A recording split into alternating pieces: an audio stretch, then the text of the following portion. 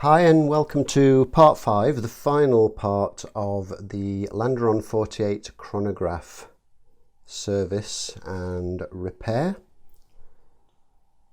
And the movement itself has been stripped and re-cleaned. There were some things I wasn't overly happy about with regards to the movement, and I had in fact over oiled some of the pivots as well, so I stripped and ran the movement back through the cleaner with some fresh cleaning solution as that was ready for a change, and had to address some other issues which I will touch upon later on the video.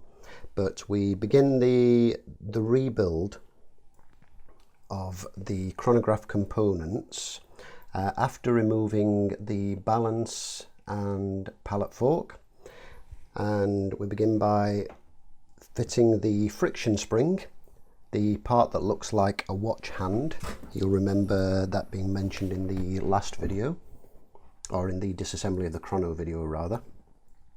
This is followed by the mounted sliding gear. This is the sliding gear which engages between the chronograph runner and the minute recording runner.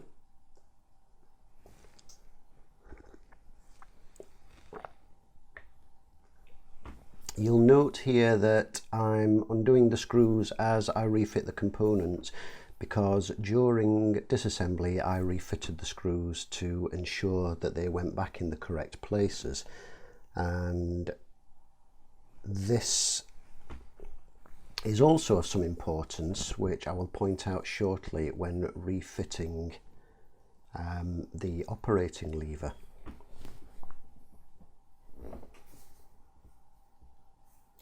So the mounted sliding gear spring follows the fitting of the mounted sliding gear, ensuring that it's bearing on the correct side of the eccentric adjusting pin.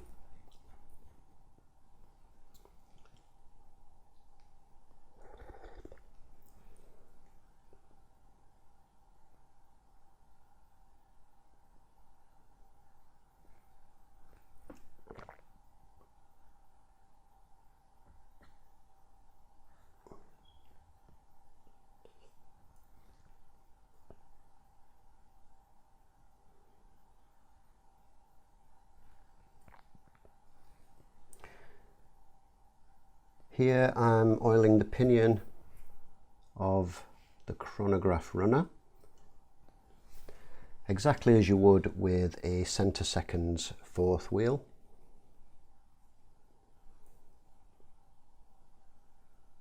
And then this is placed carefully to ensure that the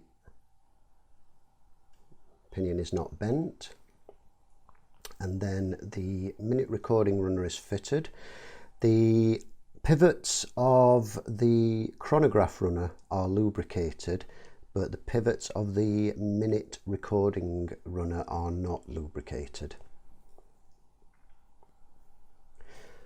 The next item to be fitted is the Chronograph Bridge, which bears on the pivots on the opposite side of the chronograph runner and the minute recording runner, where the hearts are, which enable the hammers to reset the chronograph.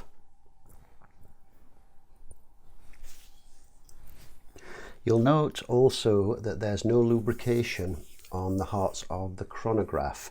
Most texts that refer to servicing chronographs suggest or recommend that these are actually lubricated using a piece of pegwood soaked in oil.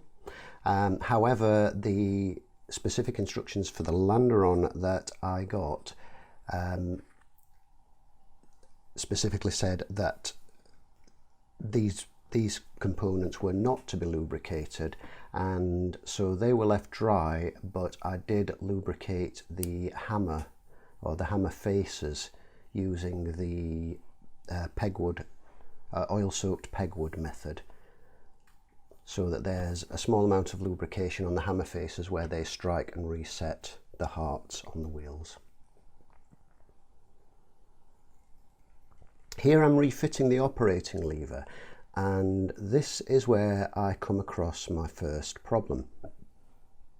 I find, I've skipped ahead quite a bit here because I found that the operating lever was very, very stiff, and there you saw two screws.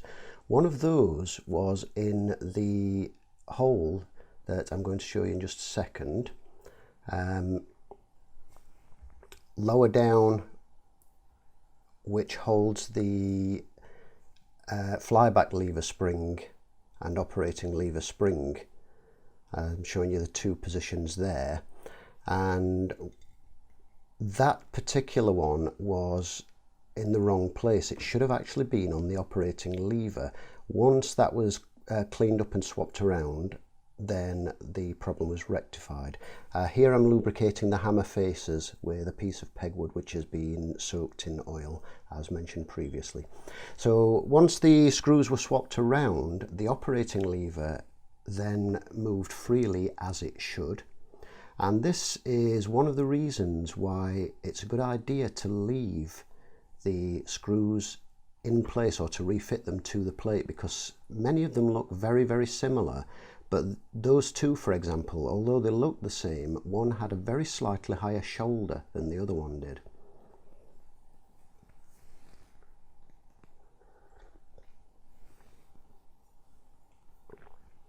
Now the directions for reassembly dictate that the minute recording wheel jumper is fitted prior to fitting the hammers, or to refitting the hammers and such, but I decided to leave those until the very last because it's such a fragile part, as you saw from the damaged one that was on the movement, and a replacement had to be ordered for that. So the last thing I wanted to do was to get that caught and knocked by the wheel and bent and damaged, hence the reason for leaving that until the very end. And there I'm just checking the motion of the hammers and making sure that the movement is free. Here I'm fitting the flyback lever, and you'll notice that the chronograph pushers have to be fitted in place prior to fitting these levers because they locate into a slot of the pushers and cannot be fitted in afterwards.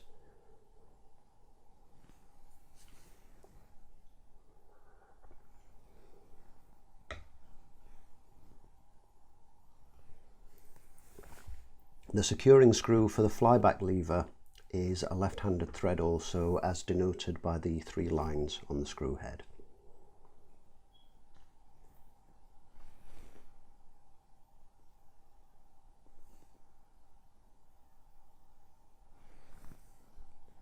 Next to be fitted are the hammer spring, which is the one that you see there, and the flyback lever spring.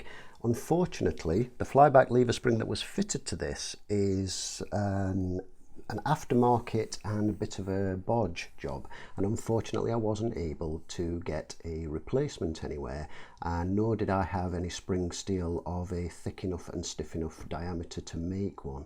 So I did have to reuse the one that was originally on there. But you'll see a little later on that I had to in fact modify that a little, because where it sat it was interfering with the full throw of the hammers and causing problems with the operation of the chronograph. And here I'm lubricating the lower pivot of the mounted coupling clutch, which has been reassembled.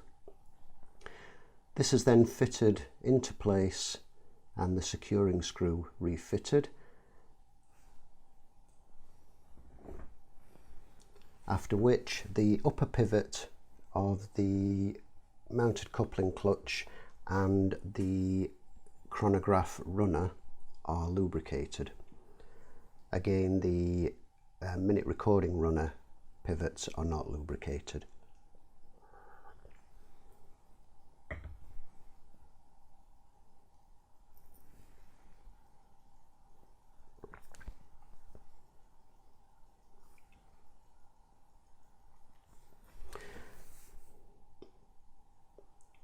Here's the refitting of the mounted coupling clutch spring.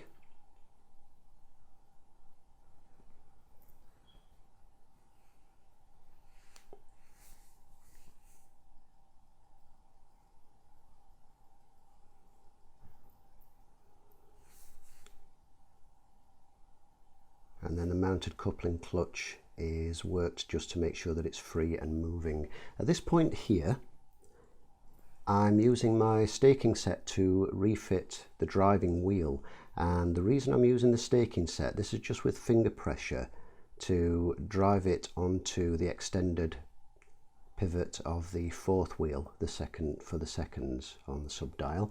And the reason I'm using the staking set there is to ensure that it's driven on exactly straight, because it is very easy to bend these. I do in fact have a Poljot 3133 which I've just recently gotten, and that has the very same problem. Somebody has manually fitted that particular wheel, which also was upside down, but that's another story. They've manually fitted that particular wheel, and it looks like they've managed to bend the pivot in the process, so that's something I'll have to address when I service that. Here I'm fitting the minute recorder jumper spring, and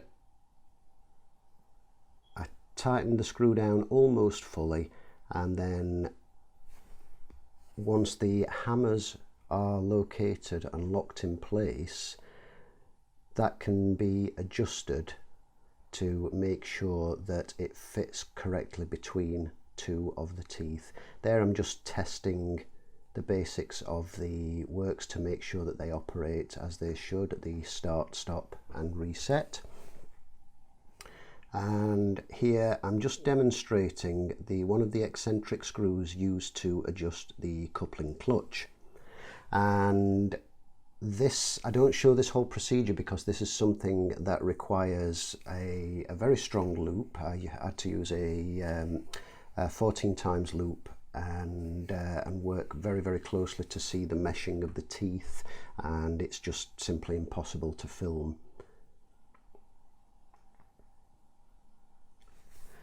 So once all those components are on, and as you saw there, the pallet fork and balance are reinstalled, the dial and hands are refitted, and there I'm just checking that everything is moving as it should do.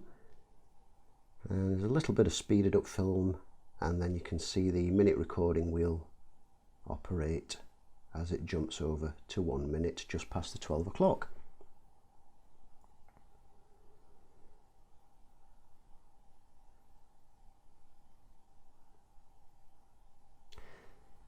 Here's the flyback lever spring, which is something of a bodge. This is what was in there to start with, and ideally I would have liked to have either gotten a replacement of the correct type or made one, but unfortunately didn't have the materials to do so, and I couldn't get an original one.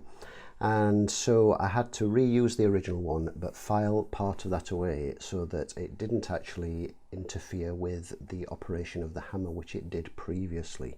To quickly cover the rebuild of the movement, I was getting quite a large positional error, and found that while I had a good beat error, the collet on the collet on the balance wheel was in fact loose, and I had to use my staking set to tighten that up and also do a little bit of hairspring work additionally.